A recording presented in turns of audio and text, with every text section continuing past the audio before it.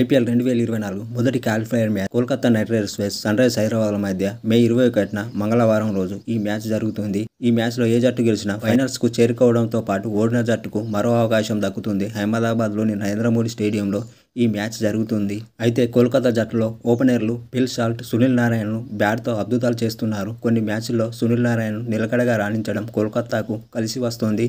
ఈ సీజన్లో ఒక సెంచరీ, 3 అర్ధ సెంచరీలతో సునీల్ నారాయణ్ 461 పరుగులు చేశాడు.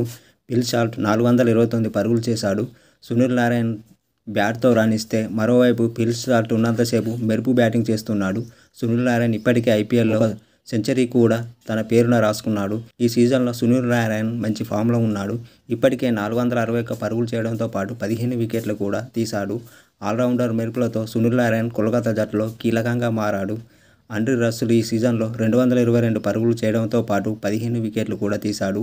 వరుణ్ చక్రవర్తి 18 వికెట్లతో మంచి లయలో ఉన్నాడు.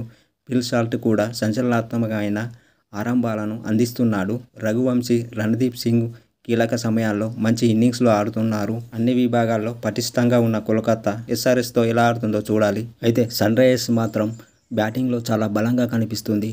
ఎస్ఆర్హెచ్ ఓపెనర్లు భీకరంగా ఫామ్లో ఉన్నారు.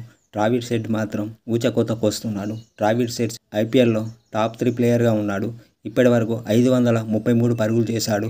అలాగే అభిషేక్ శర్మ కూడా టాప్ 10లో ఉన్నాడు. అభిషేక్ శర్మ ఇప్పటి వరకు 467 పరుగులు చేశాడు. అంతేకాకుండా ఈ ఐపీఎల్ సీజన్లో సిక్సర్లు బాదడంలో నెంబర్ 1లో ఉన్నాడు. ఈ ఎస్ఆర్హెచ్ ఓపెనర్ జోడీ అవుట్ కాకుంటే మాత్రం రికార్డులు తప్పవు. భారీ స్కోరుగా ఎస్ఆర్హెచ్ పోతుంది. అలాగే హెన్రీ క్లాసెన్ మిడిల్ ఆర్డర్లో స్ట్రాంగ్గా ఉన్నాడు. అలాగే యువ సంచలనం నితీష్ రెడ్డి కూడా బ్యాటింగ్తో రాణిస్తున్నాడు. అలాగే అబ్దుల్ సమద్, షహబాజ్ అహ్మద్లు కూడా బ్యాటింగ్తో రాణిస్తారు. అలాగే బౌలింగ్ విభాగంలో Pat Cummins, Bhuvneshwar Kumar, T నటరాజన్లు కూడా ఉన్నారు. ఎస్ఆర్హెచ్ మాత్రం ఈ మ్యాచ్లో ఫేవరెట్గా కనిపిస్తుంది.